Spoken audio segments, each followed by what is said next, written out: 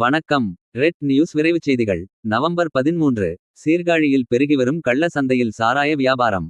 மயிலாடுதுறை மாவட்டம் சீர்காழி ஈசானிய தெருவில் உள்ள அரசு டாஸ்மாக் கடையில் அனுமதி பெறாத பாரின் காலை 5 மணி முதலே கள்ள சந்தையில் வியாபாரம் வெகுஜோராக நடைபெற்றுக் கொண்டிருக்கிறது. ஒரு கட்டிங் வாங்கினால் ஊறுகாய், தண்ணீர், கிளாஸ் இலவசம் என்று கூறி காலை முதலே வியாபாரத்தை கணேசன் என்பவர் தலைமையில் அமோகமாக விற்பனை நடைபெற்றுக் கொண்டிருக்கிறது என்று அப்பகுதி மக்கள் தெரிவிக்கின்றனர். இது சம்பந்தமாக காவல்துறைக்கு புகார் கூறியும் எந்தவித நடவடிக்கையும் இல்லை என கூறுகின்றனர் அப்பகுதியைச் சார்ந்த சமூக ஆர்வலர்கள். இந்த டாஸ்மாக் கடையில் உள்ள பாரில் காலை முதலே வியாபாரத்தை தொடங்கியதால் விவசாயிகள், கூலித் தொழிலாளிகள் வேலைக்கு செல்லாமல் மதுபான கடைகளிலே குடியிருக்கும் சூழ்நிலை ஏற்படுகிறது.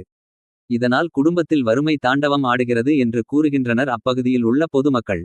இதனை மாவட்ட ஆட்சியரும் மாவட்ட காவல்துறை கண்காணிப்பாளரும் கவனத்தில் கொண்டு இப்பகுதியில் உள்ள டாஸ்மாக் கடையில் நடைபெறும் கள்ள சந்தை வியாபாரத்தை ஒழிக்க நடவடிக்கை எடுக்க வேண்டுமென கூறுகின்றனர் அப்பகுதியைச் சேர்ந்த சமூக ஆர்வலர்கள், பெண்கள், மாணவர்கள்.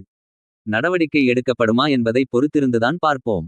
ரெட் நியூஸ் செய்திகளுக்காக செய்தியாளர் செம்மங்குடி ஸ்டாலின்.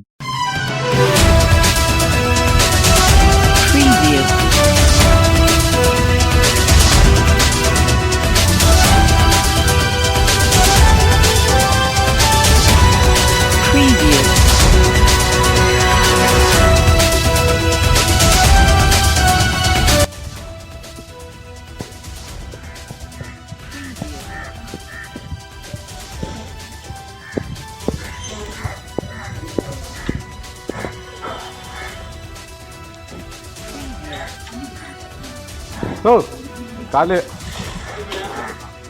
பாய் வரும்போது காலையில் வந்தேன் எங்கே வாங்க வந்தா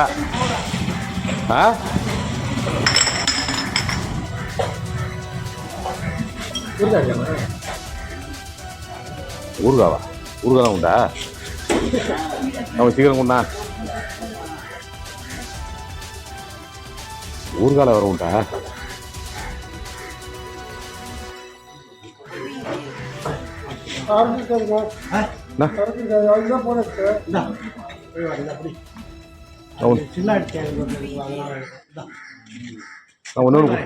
ஒன்று கொடுங்கண்ணா போய் வாரேன்.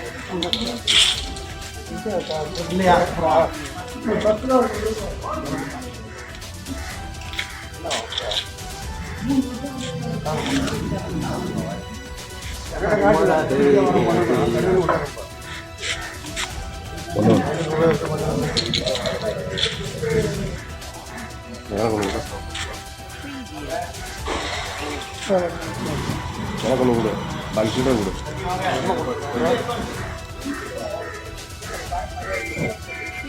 வர உனக்கு வச்சுக்கிறேன்.